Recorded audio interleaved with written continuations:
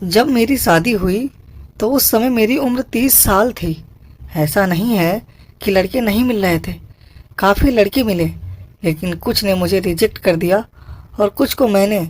30 की उम्र होते होते जवानी भी ढलने लगी थी और किसी भी कीमत में कोई लड़का शादी करता तो उसकी उम्र 30 साल से ज़्यादा होती।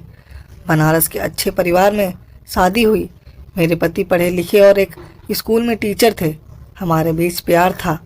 उनका पढ़ा लिखा होना और मेरा सिर्फ 12वीं पास होना कभी हमारे बीच नहीं आया। क्योंकि मेरा परिवार काफ़ी बड़ा था तो सास ससुर ननंद सभी थे।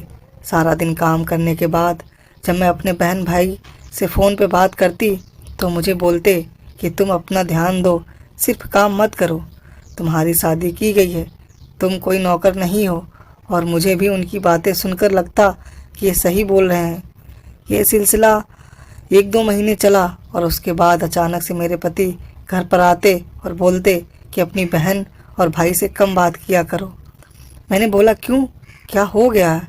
ऐसा इस पर वो कुछ नहीं बोले, लेकिन जब वो स्कूल जाते तो अब मैं रात की जगह दोपहर में ही उनसे बात करती।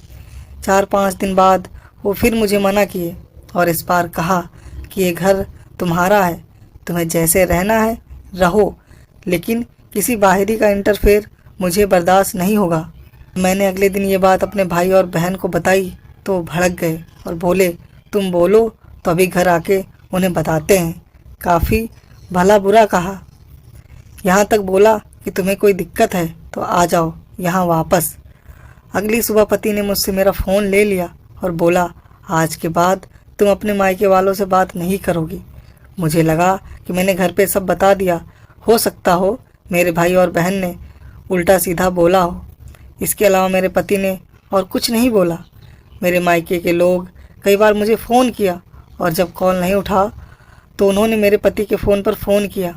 उन्होंने साफ मना कर दिया कि आप लोग थोड़ा कम कनेक्शन रखिए। इतने में अगले दिन मेरे घर के लोग मेरे ससुराल आते हैं और मेरे पति और घर वालों के ऊपर चिल्लाते हैं कि पहले तो किसी ने कुछ नहीं बोला, उसके बाद मेरे पति मेरा फ़ोन लेके आते हैं और सारी बातें जो मेरी बहन से हुई और भाई से हुई सबके सामने रिकॉर्ड किया हुआ सबको सुनाते हैं। अब मुझे पता चला कि मेरे फ़ोन में सारी बात रिकॉर्ड होती थी, जिसे सुनने के बाद मेरे पति मुझे बात करने से मना करते थे। बात और बढ़ गई। मेरी बहन ने मुझे घर चलने को कहा और बोला इन सब से रिश्ता तोड़ लो।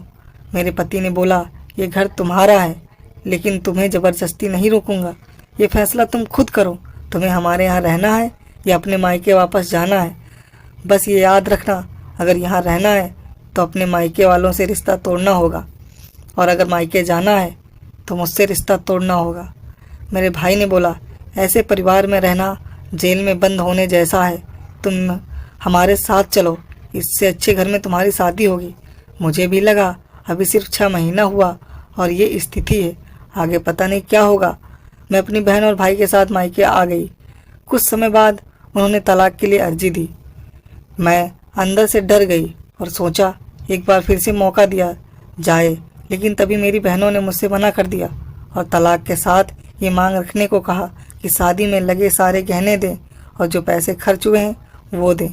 मेरे पति ने तुरंत शादी के सारे गहने दिए, साथ में इंगेजमेंट की रिंग भी लौटा दी और 2 सप्ताह में जितने पैसे खर्च हुए थे उससे ज़्यादा लौटा दिए और तलाक का प्रोसेस शुरू हुआ और हमारा तलाक हो गया। उसके 2 साल बाद उनकी दूसरी शादी हो गई और वो अपनी ज़िंदगी में आगे बढ़ गए। इस बात को हुए अब 10 साल का समय बीत गया और मेरी उम्र 40 साल हो गई। मेरे पति ने कभी मुझसे ऊंची आवाज़ में बात नहीं की, ना ही किसी और चीज़ की कमी होने दी। आज पीछे मुड़कर देखती हूँ तो लगता है कि मेरी बहन और मेरे भाई मुझे गलत बातें सिखाते थे। मेरे पति मुझसे बस यही उम्मीद रखते थे कि मैं घर तोड़ने का काम ना करूं। आखिरी बार भी उन्होंने मुझसे ऑफ़र दिया, लेकिन मैंने अपनी मूर्खता से उसे भी ठुकराकर उनके आत्मसम्मान को ठेस पहुंचा दी थी। सभी शादी के पैसे और गहने सब कुछ वो तुरंत वापस कर दिए। आज मैं अकेली हूँ, मेरे 2 भाई और 3 बहन हैं, लेकिन सब अपने अपने में व्यस्त हैं।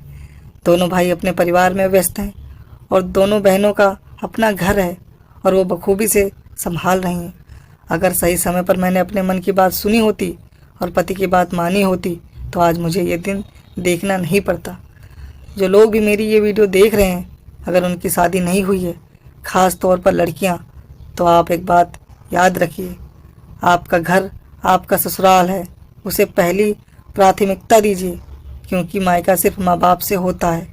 भाई बहन आज नहीं तो कल अपने परिवार में व्यस्त होंगे, और अगर आप अपने भाई बहन की बात मानकर मेरी तरह अपना घर खुद तोड़ना नहीं चाहती, तो मायके तक उतनी ही बातें पहुँचाएँ जितनी ज़रूरी हो, और मायके के लोगों को भूल करके भी अपने परिवार में दखल अंदाजी ना करने दें। तो दोस्तों, ये छोटी सी स्टोरी कैसी लगी? अच्छी लगी हो तो लाइक करें और चैनल को सब्सक्राइब करें।